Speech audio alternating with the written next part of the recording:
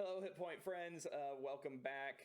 We are here with our next recap of episode 3 of WandaVision. I'm Jeremy. And I am Andrew. Very excited to recap this episode, Jeremy.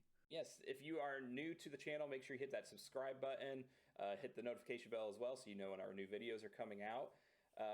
But yeah, we are here at week 3 of WandaVision. If you didn't see our recap and review of episodes 1 and 2, make sure you go back and check out that video.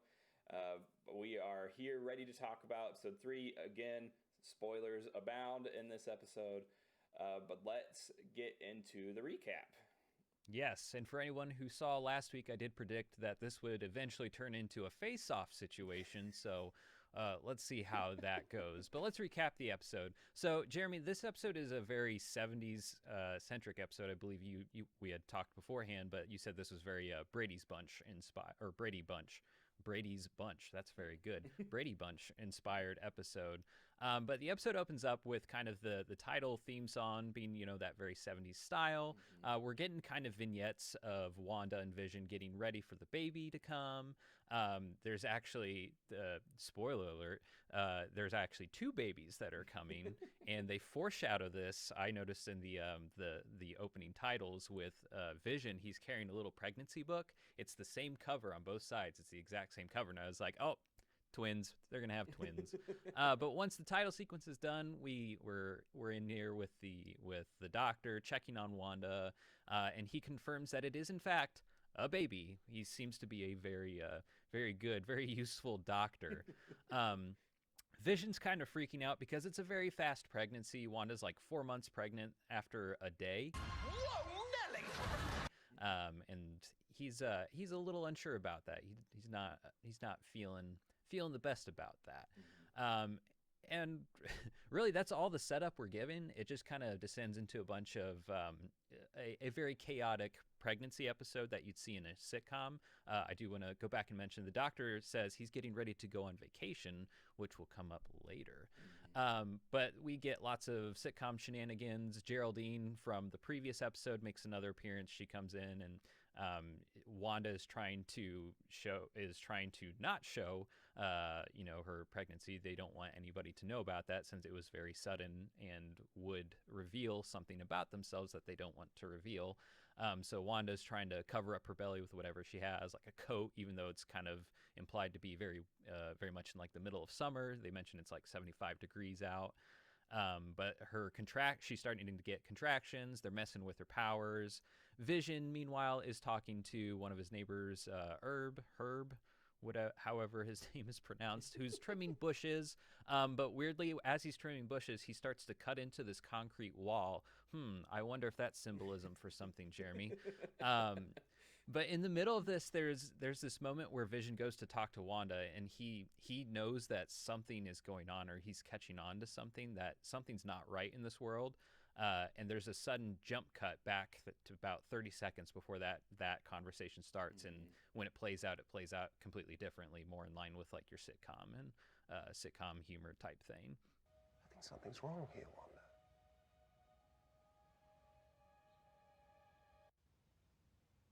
Yes, I know what you mean.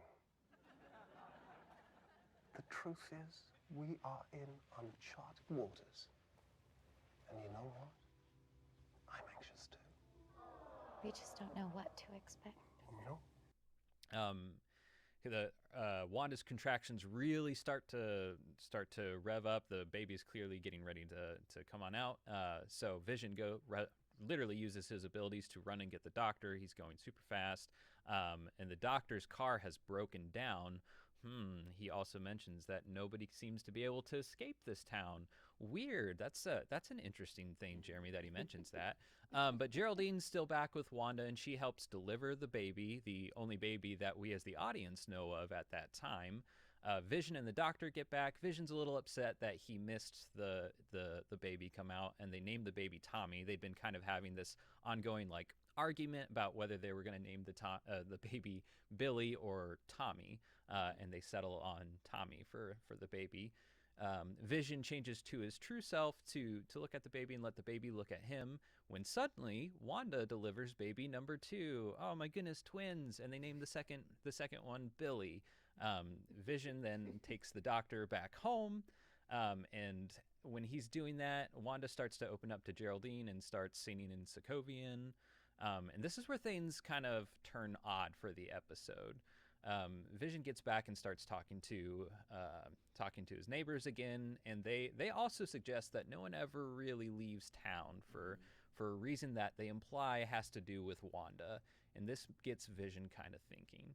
And circling back to, the doctor mentioning that no one ever escapes this small town has a bit more significance. Who could have seen that coming, Jeremy? But meanwhile, back inside, Geraldine brings up Quicksilver being killed, Wanda's brother. What did we say his name was? Is like Pietro or something like that? Pietro. Yeah, Pietro. She brings up that he was killed by Ultron, and this really upsets Wanda. She starts questioning Geraldine, and it cuts back to outside, where Vision. I think this is where the conversation between Vision and the neighbors happens. But he goes back inside. Geraldine is gone. He asks Wanda where she's at. Wanda says she went home, which we as the audience know to be a lie because their neighbors who had just been talking to Vision mentioned that Geraldine is new to town and she doesn't have a home. But then we kind of cut to the outside world where all of a sudden we see Geraldine sort of fly out of this like portal hole that looks to be of Wanda's magic. It's like some sort of invisible bubble or something that's in front of a big sign that says Westview, which is the town that WandaVision takes place in. And she hits the ground and she's just lying there, and all of a sudden she is surrounded by a bunch of military vehicles and people. And that's where the episode ends. And you can't make this stuff up. Cannot. But quick note, we just want to say we're going to share our thoughts now and then our theories. We just want to say, like, our thoughts are our thoughts doesn't mean it's the right thoughts. Definitely let us know in the comments below what your thoughts are on the episode and your opinions and also your theories. But yes. I'll start off of just saying my thoughts on this based off of what we said at the end of our last recap and theories, that they really needed to do something to grab our attention to make me to want to keep on watching this. As I hit about the 15, 16, 17 minute mark, I'm sitting there thinking, okay, as of right now, they've not done anything to keep me to want to keep on watching. And then everything happened. Yeah. It's like, okay, now we're going somewhere. It felt like we finally got, like, not an entree, but an appetizer. Yes, but it was just enough of a taste of something to be like, okay, I'm drawn in a little bit. I want to know what's actually going to happen. And that was good. Like we said, we needed that to feel like I'm not wasting my time. And I feel that way now of like, okay, there is something happening. Geraldine is somebody else, and we're not sure who, because she's the only one so far that's mentioned anything from the outside world. But on top of that, based off the interactions, like I will just say from thoughts of the episode of like, I thought it was a very decent episode. It definitely captured the 70s feel, the chaos of what you normally have of a pregnancy in a show that happens throughout the whole season till the pregnancy was all captured in one episode, which made there be some laughs, but at the same time, like any 70 show, pregnancy eye-rolling moments as well. But it's interesting to see of how there's this world now with Wanda that seems to be breaking down in different ways, and even Vision's noticing it, and yeah, it keeps on getting covered up. So I enjoyed the episode for what it was, but without the ending, it would have been a very lackluster episode. Yeah, I would agree in that, like, I didn't care for the sitcom shenanigans. They do nothing for me. And I was thinking about this more. I think my problem with it is that the substance of these episodes has been the sitcom stuff. And if the substance of the episode was more equally shared between the sitcom stuff and the weird what's going on stuff, I think these would be a lot stronger than they currently have been. This episode has been the best mix where it wasn't 50-50, but it was more like 70-30. So I thought that was a pretty big improvement there. Yeah, I didn't care for the pregnancy shenanigans. That was whatever. But there were at least several minutes straight of this weird stuff where we're actually starting to get a better idea of what this world is. And I at least came away from this episode feeling like the writers had a good understanding of what this world is and the rules of the world and where it could possibly go. I felt like I actually had a much better grip on that. Like I don't think we got any actual answers, but I didn't feel like we were asking a whole lot of new questions we hadn't already asked. Yep. They just started to develop those questions a little bit more, and so I thought that was really positive to see. Yep, and I would agree. And I mean, just to talk about the tone of the episode, like Andrew mentioned, it's very much inspired from the Brady Bunch. The intro's Brady Bunch-esque. The actual layout of the house, it seems like it's a reverse setting of the Brady Bunch. Like the stairs are on the opposite side, but they look exactly the same. Couch, everything, very much just looked like the Brady Bunch. And it was like that kind of feel of episode. But what you see is a shift that's also a homage to something else.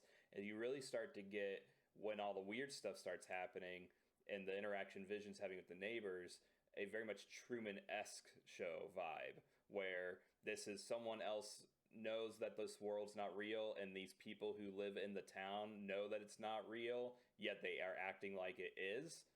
And so it's like, it had very much had that feel of like Vision's your Truman character who doesn't know he's in a fake world, and people feel bad for him, and they want to kind of let him into the secret.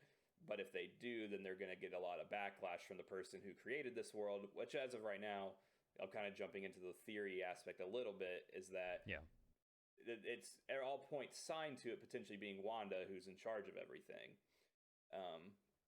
So it's interesting within that of just, it's interesting to see that kind of shift of dynamic of, while it was very supposed to be a movie, or not movie, a show that takes place in the 70s in this episode, it had even that modern feel before the shift to being in the modern world because of the Truman Show-esque nature of it. And so I think that was a nice little wink to the audience as well, of just like people who would like that movie, of like, yeah, we're kind of going that direction a little bit here too. Yeah, I agree. I think there's some really interesting aspects that this episode didn't introduce but develop. And with that, I think we're about ready to talk about our theories for this episode. Are you ready for that, Jeremy? All right, let's talk about theories. I have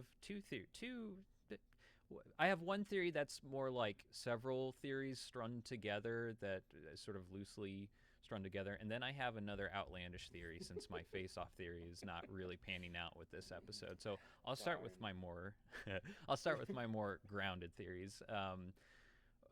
I think that Wanda is in control of this world. I think that's pretty well established, and I think that it's kind of this pocket universe that is taking kind of a lot of her powers to sort of sustain and maintain.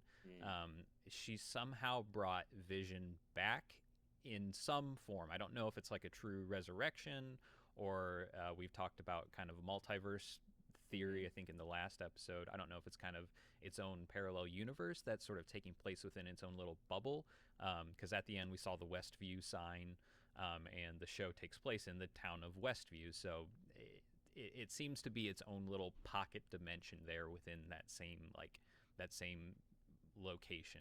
Not sure how the whole metaphysical side of it works, but that's kind of my leading theory at the moment, and that this sword organization is trying to break in, because we keep getting lots of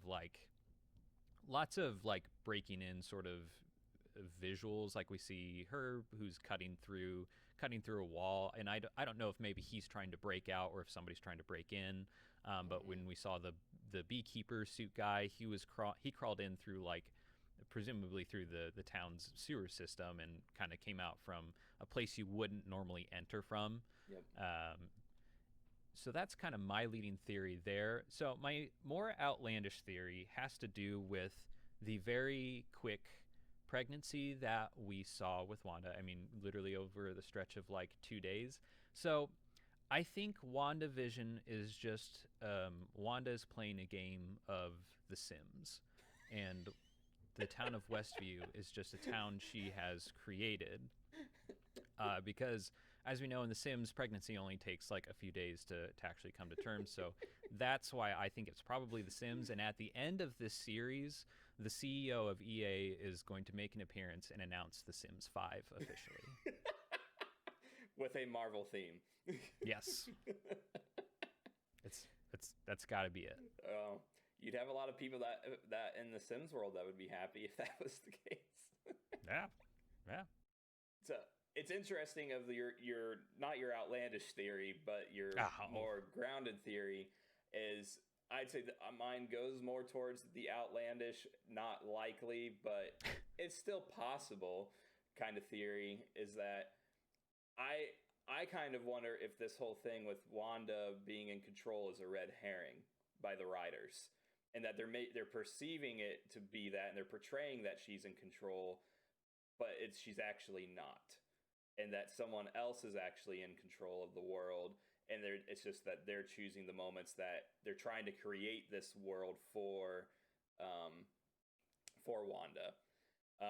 One theory, my wife actually mentioned this to me because she watched another video and someone mentioned it, and I think it is possible, is that there's the potential that one of these characters in the world may actually be the beginning of Mephisto in the Marvel universe, and that Wanda has made a deal with Mephisto for this world, and he's the one actually controlling it all. But it's a alternate universe type thing, which is what causes a multiverse break because of what this deal she has made. So don't know. It's an interesting theory in that aspect, but I would say more of my grounded theory in all of this is I do agree that the potential of Wanda controlling everything. But I think one thing we did not mention in the last episode I think is very important to mention now is the Sword organization, from everything we know right now, is not a bad organization. Right. Because if you remember in Spider-Man Far From Home, the end credit scene with Nick Fury is he's with the Sword organization at that point. And so if that's the case, then is Geraldine somebody that was sent in by the Sword organization to try to save Wanda? And so, I mean, there's like you said, there's not a lot of new questions. It's just either the same questions we already had or new versions of the same questions we already had. But it's very interesting from the perspective of Wanda going ahead with the rest of the series. Is it a thing of where she's put this upon herself and trying to live in this fantasy world, or is someone else doing it to her that people are trying to save her from because it's affecting her negatively? So not sure. It seems to have to do a lot with like Wanda's traumas that she's gone through, and every time one of those things kind of gets touched on a little bit, that's when the weird stuff starts happening. I read something where it's almost like the show right now is Wanda's a representation of dealing with the different stages of grief. And that could be what the whole series ends up being about, is going through those different stages. And I could see that potentially being the case, and that it will all end with her coming to the point of acceptance. But we will see. What would you say she would be accepting though at that point? I think at that point be the acceptance of Vision's death. Because as of right now, he's alive in this world, but even at the end of Endgame, when she's brought back to life, she has that interaction, I believe, with Hawkeye about like, do they know what we did, in reference to Natasha and Vision, and so you could tell she's of course not come to terms with everything still. I mean, how she dealt with Thanos and basically almost annihilated him in the battle. Annihilated him. That was a weird way to say that word. How she just almost tore him to pieces. Like, she has a lot of anger and pent up aggression and fresh and everything, and it's based off her sadness and losing vision. So yeah, I mean, I'm curious to see if that pans out, if that theory pans out, and if that actually is what the show will be a representation of. Because I always find those things to be pretty good when a TV show, book, whatever, takes characters and represents that. I think is very smart move, and it ends up being very cathartic for people. Yeah, it'll be interesting to see that, since I don't know if these episodes we've seen so far have strongly correlated with any of the stages of grief, or at least not in ways that would seem thematically obvious. But I could see them start to move into that, but they'd have to definitely make that change here soon. Yep. Yeah. But I would say I think that covers up episode 3. We will be back next week with our recap and review on episode 4. But yeah, definitely hit the subscribe button, hit the notification bell so you know when those episodes come out. They come out every Monday. And make sure to check out our other content as well, as we have different things about gaming, Zelda episodes with a voiceover, different things like that. And also check out us on when we stream online on Twitch at our handle twitch.tv/HitPoint show. Thanks so much for tuning in. I've been Jeremy. And I've been Andrew. And don't forget, keep an eye on your health bar. Bye. Thank you so much for tuning into HitPoint. We hope this refilled your health bar and provided a much needed mental break. If you are new to the channel, don't forget to click the logo that's over my face. Or if you want more content, click here or here.